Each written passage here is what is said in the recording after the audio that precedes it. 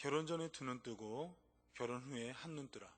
결혼 전에 두 눈 뜨고 결혼 후에 한눈 뜨라는 말씀의 제목을 가지고 하나님 말씀을 증거하도록 하겠습니다. 오늘은 야곱을 향하여서 에서가 되게 기분 나쁜 말들을 이렇게 이삭에게 쏟아내는 겁니다. 야곱이 에서의 축복을 가로챘습니다.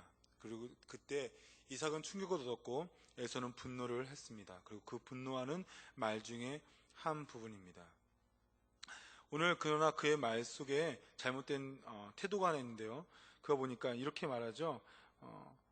그가 나를 속임이 이것이 두 번째니이다. 전에는 나의 장자의 명분을 빼앗고 라고 나와 있습니다. 이것은 창세기 25장에 있는 기록을 말씀하고 있는 건데요. 에서가 사냥하러 아마 들에 나갔던 것 같아요. 그 들에 나갔을 때 너무 배고파가지고 팥죽을 달라고 했었어요.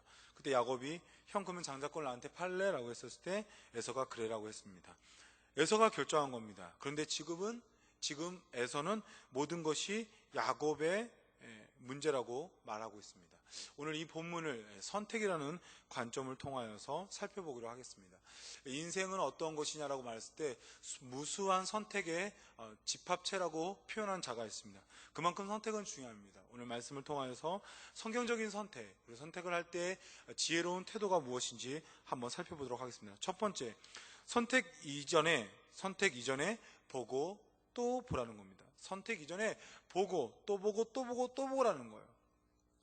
에서의 이 장자권을 파는 상황은 그랬어요.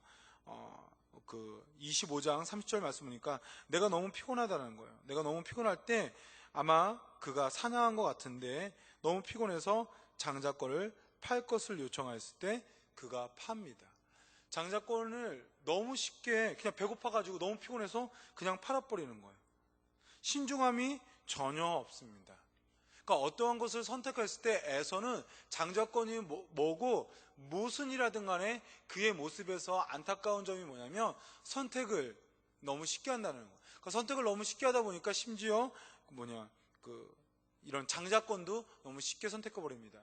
그 에서랑 관련된 본문들을 쭉 보세요. 에서가 그렇게 야곱과 관련되었을 때 야곱은 이런 기사가 나오면 에서는 어떤 기사가 나오는지 가나안 여인들과 쉽게 결혼한 것이 나옵니다.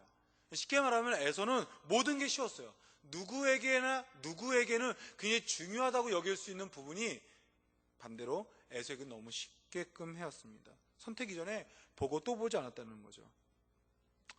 최근에 제가 이혼하려는 가정을 또 알게끔 되었습니다. 좀 가슴 아픈 일인데 계속적으로 이렇게 이혼해가지고 눈물을 흘리면서 얘기하더라고요. 그 시어머니와 시댁과 남편의 문제를 얘기했습니다. 정말 들으니 기분이 되게 나빠요. 어떻게 남편이 그렇게 배려가 없고 무심하고 남자적으로 책임이 없는지, 또한 시댁도 너무나 이 며느리에 대한 예의를 갖추지 못했습니다. 그런데 묵상할수록 제가 한 번 더 묻고 싶었던 것은 뭐냐면 그걸 몰랐을까 하냐라는 거예요. 그걸 모르고 결혼했을까라는 거예요. 그분이 이제 몰랐다는 거죠. 속았다고 합니다. 근데 그게 부인할 수 있는 어떤 근거가 될까요? 그럴 수는 없다는 거예요. 왜냐? 이분이 강제로 지금 결혼을 시킨 것도 아니고, 또한 이 남편이 제비족처럼 완전히 속이고 결혼한 것은 아니기 때문입니다.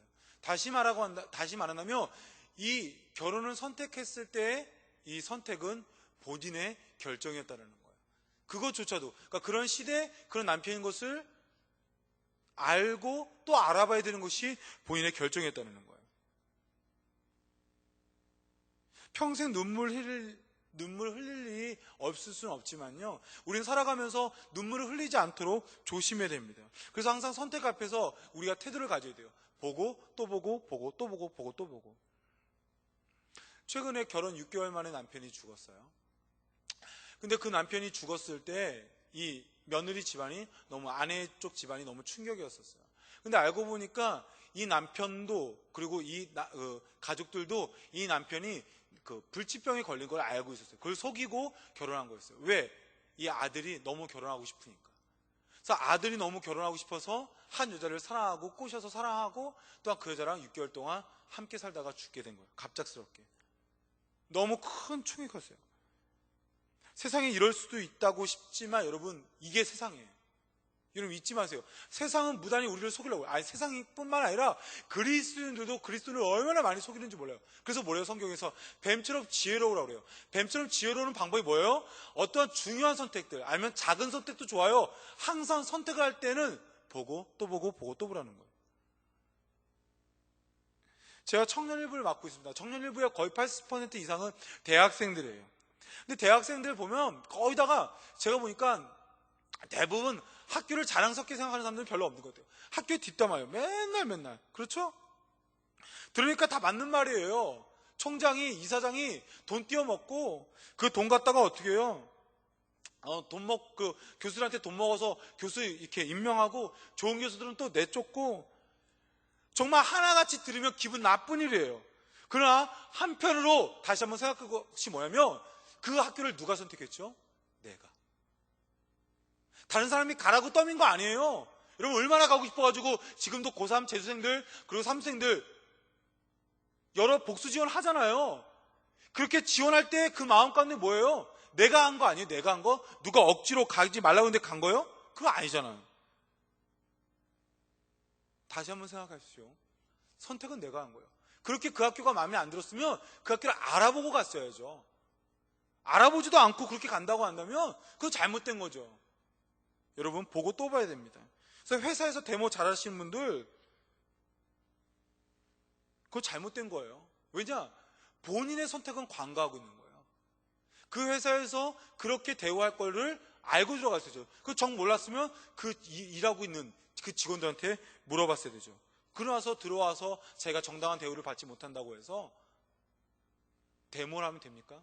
그러면 어떻게 하죠? 그렇게 기분 나쁘면 다른 회사로 가면 되잖아요. 근데 그들이 가요? 안 가요. 절대 안 갑니다. 그게 잘못된 태도예요.